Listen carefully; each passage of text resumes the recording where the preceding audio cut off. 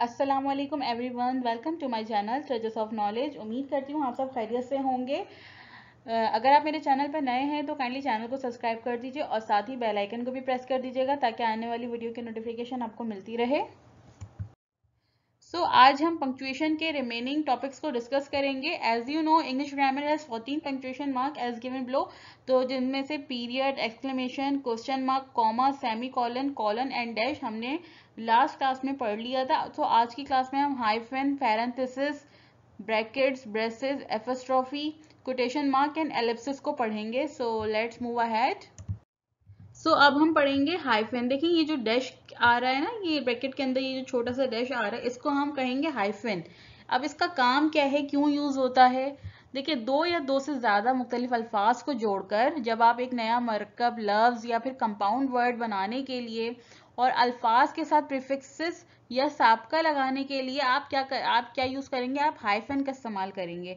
Hyphen का इस्तेमाल किया जाता है, यानी दो या दो से ज्यादा मुख्तलिफ अल्फाज को जोड़कर एक नया मरकब, लफ्ज या कंपाउंड वर्ड बनाने के लिए और अल्फाज के साथ प्रीफिक्सेस या साबके लगाने के लिए हाइफन का इस्तेमाल किया जाता है।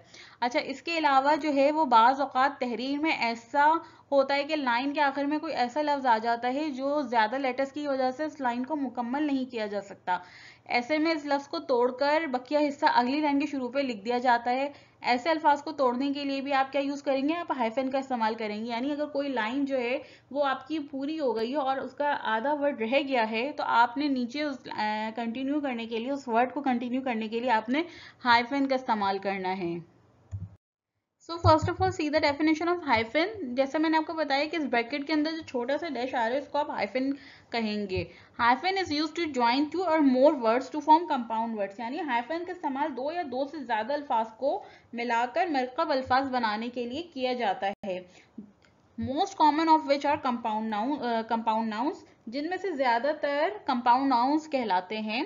अब ये देखिए, कंपाउंड वर्ड बनाने के लिए अल्फाज के दरमियान बगैर किसी स्पेस के लगाई जाती है। यानी कंपाउंड वर्ड्स को किस तरह बनाया जाता है कि उसके दरमियान जो है वो बगैर किसी स्पेस के आप हाइफन का यूज करेंगे, तो ये आपका क्या बन जाएगा? ये आपका कंपाउंड वर्ड बन जाएगा। जैसे पार्ट टाइम, तो ये आपने पार्ट के और टाइम के बीच में हाइफन को यूज कर दिया, तो ये आपका कंपाउंड वर्ड बन गया। बैक टू बैक, तो बैक टू बैक के दरमियान बैक के बाद जो है आपने हाइफन लगाया, फिर टू, फिर हाइफन, फिर बैक, विदाउट एनी स्पेस, तो ये आपका क्या हो गया? ये आपका कंपाउंड वर्ड बन गया। इसी तरह अप टू डेट में भी सेम ऐसा ही हो रहा है। बेस्ट लव्ड में भी बेस्ट और लव्ड के बीच में आपने हाइफन को यूज किया कंपाउंड वर्ड बनाने के लिए। नॉन मेंबर्स, तो नॉन मेंबर्स के बीच में भी आपने हाइफन का इस्तेमाल किया है। कमांडर इन चीफ, तो यहाँ पे देखें कमांडर इन चीफ यानी एक जुमला है, कंपाउंड वर्ड है, तो लेकिन उसको आपने किस तरह से हाइफन की हेल्प से विदाउट एनी स्पेस आपने कंपाउंड वर्ड बना दिया है। Commander in chief, father in law, x, T shirt, तो ये सब क्या है? ये सारे आपके कंपाउंड वर्ड्स हैं। इसी तरह देखें, hyphen is use to separate prefixes from words. अब प्रीफिक्सेस के लिए आप हाइफन का इस्तेमाल किस तरह करेंगे? प्रीफिक्सेस को अलग करने के लिए आप हाइफन का इस्तेमाल किस तरह करेंगे? जैसे ex husband, anti nationalist, coordinate, तो इनके ये क्या है? ये आपके प्रीफिक्सेस हैं जिन जो आपने सेपरेट करने के लिए, वर्ड्स को सेपरेट करने के लिए यूज किया गया है। Bell shape, cooperate, preschool. Hyphen are often used in fractions and compound numbers from 21 to 99. Fraction और ऐसे नंबर्स जो 21 और 99 के दरमियान में हो, आप वहां पे हाइफन लगा सकते हैं। जैसे फ्रैक्शंस में किस तरह से आप हाइफन लगा सकते हैं? जैसे 2/3 हो गया, 1/3 हो गया, या फिर 3/4 हो गया, 1/5 हो गया, तो ये क्या है? ये आपके फ्रैक्शंस है। तो आप यहाँ पे भी आप हाइफन का यूज कर सकते हैं। अब जैसे नंबर्स हैं, जैसे 65 है, 89 है, 99 है, ये आपके नंबर्स हैं, तो ये आप नंबर्स में भी अपने हाइफन को यूज कर सकते हैं। तो आपको ये समझ आ गया कि फ्रैक्शन में हाइफन किस तरह यूज होगा और नंबर में किस तरह से। ये फ्रैक्शंस हो गए, 2/3, 1/3, और ये 65 क्या हो गया? ये आपका नंबर हो गया। तो यहाँ पे भी आपने हाइफन को यूज किया है। और इसके बाद आगे देखते हैं कि hyphen is used for a word break at the end of a line. जिस तरह मैंने आपको पहले बताया कि जब आपकी लाइन खत्म हो जाती है और आपका वर्ड कंप्लीट नहीं होता, तो उस वर्ड को नेक्स्ट लाइन में लिखने के लिए आप हाइफन का यूज करेंगे। जैसे the newspaper reported that the town was hit by a tornado last night, तो मेरा टोर्नाडो जो है वो यहाँ पे नहीं आया, तो मैंने क्या करा, टोड़ना के बाद हाइफन लगा के डू मैंने नेक्स्ट लाइन में लिख दिया। जैसे अखबार ने इत्तला दी है कि ये कस्बा कल रात तूफान की जद में आया था। टोर्नाडो मीन्स यानी तूफान। तो जब कोई लाइन आपकी एंड हो गई है और आपका सेंटेंस वर्ड कंप्लीट नहीं हुआ है, तो उस वर्ड को कंप्लीट करने के लिए भी आप हाइफन का इस्तेमाल करेंगे। 9 नंबर इज पैरेंथेसिस यानी राउंड ब्रैकेट। अब देखें इसको, ये जो राउंड ब्रैकेट आ रहा है ये क्या है आपका, ये पैरेंथेसिस कहलाएगा। अब पैरेंथेसिस का इस्तेमाल क्यों होता है, देखिए जब भी आप अपना कोई भी सेंटेंस बता रहे हो, तो जब आपको उस बात की कोई ज्यादा इंफॉर्मेशन देनी है, कोई सेंटेंस से हट के इंफॉर्मेशन देनी है, तो आपने इस राउंड ब्रैकेट में वो चीज लिखनी है ना, तो इनक्लोज करना इंफॉर्मेशन को, तो ये क्या हो जाएगा, ये आपका पैरेंथेसिस हो जाएगा। जैसे पैरेंथेसिस जुमले से मुतल्लिक मालूमात को मुंसलिक करने के लिए इस्तेमाल होता है, यानी parenthesis is used to enclose information related to the sentence. समझ आई आपको ये बात कि पैरेंथेसिस का इस्तेमाल जुमले से मुतल्लिक मालूमात को मुंसलिक करने के लिए किया जाता है। जैसे द पार्क कहाँ पर, इन लाहौर। अब पार्क तो बहुत सारे हैं, तो इसलिए यहाँ पे हमने इन्फॉर्म किया है, इंफॉर्मेशन दी है कुछ हट कर कि ये लाहौर के पार्क के बारे में बात हो रही है। Are always crowded. अब यहाँ पे जैसे अगर सेंटेंस ये होता the parks are always crowded, तो इस जुमले में तमाम पार्क्स की बात हो रही है, लेकिन जब यहाँ पे हमने ब्रैकेट में इन लाहौर यूज कर दिया, तो ये हमारा हमने मजीद इंफॉर्मेशन दी है अपने जुमले में। तो यहाँ पे आपको बात समझ आ गई होगी कि जब हमें अपने जुमले में ज्यादा इंफॉर्मेशन देनी पड़ती है, तो हम क्या यूज करते हैं, हम ब्रैकेट में उसको इन्फॉर्म करते हैं, यानी अपनी इंफॉर्मेशन को बताते हैं। जैसे यहाँ पे we provide a lot of services. अब यहाँ पे क्या है, we provide a lot of services, see our website. तो यहाँ पे ये क्या, मैंने क्या लिखा है कि हम जो है वो बहुत सारी सर्विसेज देते हैं। अब हम क्या सर्विसेज देते हैं हमें कैसे पता चलेगा, तो मैंने ब्रैकेट में क्या लिखा, सी आर वेबसाइट, यानी हमारी वेबसाइट पे जाके देखें। तो यहाँ पे मैंने क्या किया, यहाँ पे मैंने एक इंफॉर्मेशन मजीद इंफॉर्मेशन दी है अपने कस्टमर को, अपने क्लाइंट को, कि भाई हम बहुत सारी सर्विसेज देते हैं, और उनको ब्रैकेट में लिख के क्या दे दिया कि सी आर वेबसाइट, हमारी वेबसाइट पे जाके देखें। तो यहाँ पे मैंने अपनी जुमले की मजीद इंफॉर्मेशन को लिखा है, बताया है। अब यहाँ पे देखें, प्लीज फाइंड माई सीवी। अब सीवी जो है, please find my CV attach with the email as requested by you. मैंने यहाँ पे अपने जुमले में मजीद इन्फॉर्म किया उनको कि अटैच विद द ईमेल, यानी ईमेल में अटैच है मेरी CV, as requested by you. So आपको यह समझ आ गया होगा कि पैरेंथेसिस यानी हम जब अपने सेंटेंस में मजीद इंफॉर्मेशन देते हैं, तो वो हमारा पैरेंथेसिस यानी वो राउंड ब्रैकेट में लिखा जाएगा। अब आ जाते हैं ब्रैकेट्स एंड ब्रेसेस। अब ये देखें, ये ब्रैकेट हो गया आपका, ये आपका ब्रेसेस हो गया। ब्रैकेट्स एंड ब्रेसेस का इस्तेमाल रियाजी यानी मैथ्स और कंप्यूटर प्रोग्रामिंग के लिए किया जाता है। इसके अलावा ब्रैकेट्स का इस्तेमाल आप जो है वो जाती कमेंट शामिल करने के लिए भी करते हैं। जैसे यहाँ पे आ रहा है ब्रैकेट्स स्क्वायर ब्रैकेट, यानी ये जो है ये आपका ब्रैकेट है square bracket. Brackets can be use to add personal comment. आप अपना जो ब्रैकेट का इस्तेमाल है वो जाती कमेंट्स यूज करने के लिए भी करते हैं। जैसे शी द क्लास टीचर, जिस तरह यहाँ पे बात की जा रही है शी द क्लास टीचर, यानी जो क्लास टीचर है yelled loudly at the students. देखें, क्लास टीचर ने तलबा पर जोर से चीखा, तो ये हम पर्सनल कमेंट करें, कोई जाती बात कर रहे हैं कि देखें क्लास टीचर ने तलबा पर जोर से चीखा, तो ये हमने अपने ब्रैकेट्स यहाँ पे लगाए। इस तरह दूसरा सेंटेंस देखते हैं, the student said she the class teacher, यानी किसकी बात हो रही है, शी के बाद मैंने क्या बताया, class teacher scolded them, class teacher ने उन्हें डांटा। तो यहाँ पर जब भी आप जाती कमेंट्स करेंगे तो ये स्क्वायर ब्रैकेट का यूज करेंगे। अच्छा, the square bracket that we rarely use in mainly in mathematical expression. Square bracket जो है वो ज्यादातर जो है वो मैथ्स के एक्सप्रेशंस में यूज होते हैं, या मैथ्स के कोई सम्स होते हैं उसमें यूज होते हैं।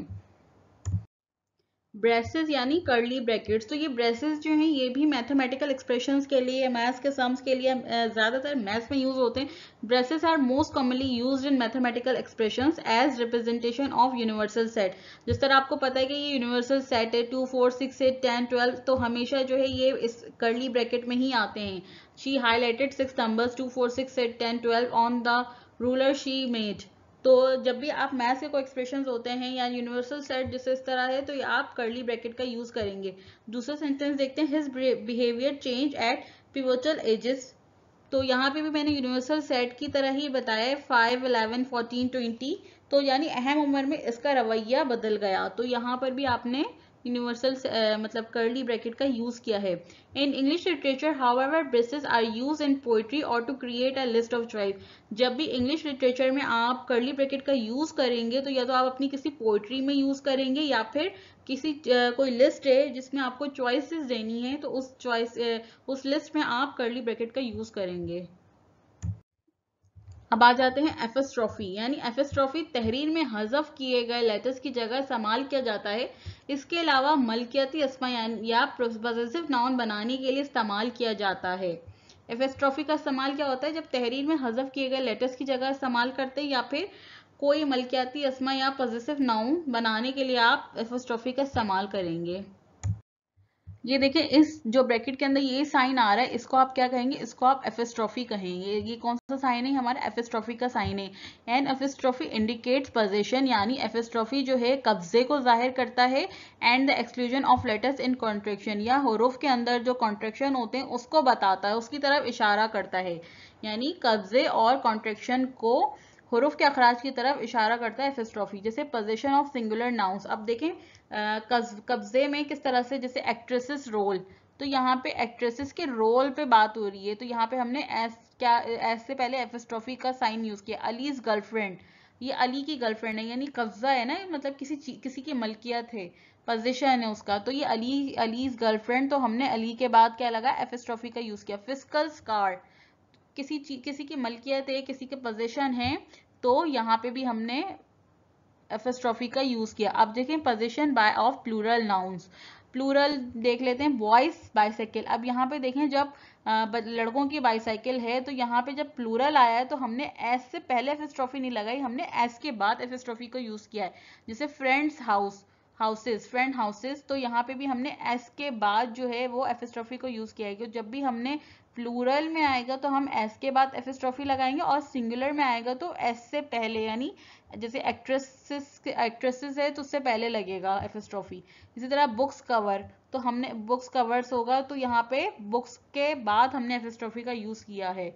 अब यहाँ पे देख लें कि टू राइट टाइम एक्सप्रेशंस, अब टाइम एक्सप्रेशंस के लिए भी आप जो है एपिस्ट्रॉफी का यूज करते हैं। जैसे एन आवर्स ब्रेक, यानी आधे घंटे का ब्रेक, एन आवर्स ब्रेक, तो आपने यहाँ पे भी जो है एपिस्ट्रॉफी का यूज किया है। 15 मिनट्स वॉक, तो यहाँ पे भी आप एपिस्ट्रॉफी का यूज कर रहे हैं। एयर्स इंश्योरेंस, तो चाहे वो मिनट हो मंथ हो तो आप उसमें भी जब टाइम का आप बता रहे हो, टाइम एक्सप्रेस कर रहे हो, तो आपने यहाँ पे भी एपिस्ट्रॉफी यूज कर सकते हैं। Heirs insurance. Yesterday's newspaper, a week strip, तो दिन हो या मंथ हो या आर के हिसाब से बात हो रही हो, तब आपने टाइम एक्सप्रेस करना है, तब भी आप एपिस्ट्रॉफी का यूज कर सकते हैं। अब ये देखें, एक्सक्लूशन ऑफ लेटर्स में आप एपिस्ट्रॉफी का यूज कैसे कर सकते हैं। यहाँ पे जैसे ही इज, तो हमने क्या करा? हीज लिख दिया, ही इज, एस, ही के बाद जो है एपिस्ट्रॉफी लगा के हमने एस लगा दिया। शी इज, शी के बाद एपिस्ट्रॉफी लगा के एस लिख दिया। देयर इज, देयर के बाद एपिस्ट्रॉफी लगा के एस। एच इज, तो ये सब क्या है? ये सब आपके एक्सक्लूशन ऑफ लेटर्स हैं। हु इज, हु के बाद हमने एपिस्ट्रॉफी लगा के एस लगा दिया। वी आर, वी के बाद हमने एपिस्ट्रॉफी लगा के आर ई लिख दिया, तो ये हमारा वी आर ही बन गया। इसको हम पढ़ेंगे वही जो यहाँ पे पढ़ रहे हैं, वी आर। आर, दे के बाद हमने एपिस्ट्रॉफी लगा के आर ई लगा दिया। यू आर, यू के बाद एपिस्ट्रॉफी लगा के आर ई लगा दिया। आई हैव, अब आई के बाद एपिस्ट्रॉफी लगा के वी ई लिख दिया हमने। वी हैव, वी के बाद एपिस्ट्रॉफी लगा के वी ई लिख दिया। डब्ल्यू के बाद, डब्ल्यू ई वी के बाद। यू हैव, यू के बाद भी हमने सेम वी ई लिख दिया। दे हैव, एपिस्ट्रॉफी लगा के वी ई लगा दिया। शी विल, तो आपको ये बात समझ आ गई होगी कि जब ही इज होता है तो एपिस्ट्रॉफी लगा के एज लगा दिया जाता है, चाहे वो ही, शी, देयर, इट हो, हु हो। अगर आर हो रहा है तो वी, जो भी आपके वर्ड है, we, they, you, I, we, तो आपने क्या लगाना है? एपिस्ट्रॉफी, मतलब उस वर्ड्स के बाद एपिस्ट्रॉफी लगा के आर ही का यूज करना है। इसी तरह शी विल, तो शी के साथ आपने एपिस्ट्रॉफी लगा के डबल एल यूज करा। इसी तरह ही के साथ भी डबल एल आएगा। दे विल के साथ भी एपिस्ट्रॉफी लगा के डबल एल, आई के साथ भी एपिस्ट्रॉफी लगा के डबल एल। अब आ जाते हैं हम कोटेशन मार्क्स पे। देखिए, ये जो वर्ड्स आ रहे हैं ना, इसको आप इन्वर्टेड कॉमास भी कह सकते हैं और कोटेशन मार्क्स भी कह सकते हैं। तो ये वर्ड्स को आप जो है कोई ऐसे जुमला जो बहुत इम्पोर्टेंट हो या फिर जो बहुत अहमियत का हामिल हो, उस जुमले में आप कोटेशन में लिखोगे या इन्वर्टेड कॉमास के अंदर लिखोगे या उसको हाईलाइट करोगे उस जुमले को, तो आप इन्वर्टेड कॉमास का यूज करोगे। जैसे इन्वर्टेड कॉमास को पेयर की सूरत में किसी वर्ड, फ्रेसेस, क्लॉज या सेंटेंस के दोनों तरफ लगाया जाता है, और इस वर्ड्स को जो है आप दोनों तरफ लगाओगे, यानी सेंटेंस के स्टार्ट में भी और सेंटेंस के लास्ट में भी लगाओगे, चाहे वो कोई वर्ड हो, फ्रेज हो, कोई जुमला हो, कोई क्लॉज हो या फिर कोई सेंटेंस हो। तो जब भी आपने कोई ऐसा जुमला है जो आप चाहते हैं कि उसको हाईलाइट किया जाए, तो आप उसको इन्वर्टेड कॉमास के अंदर लिखोगे।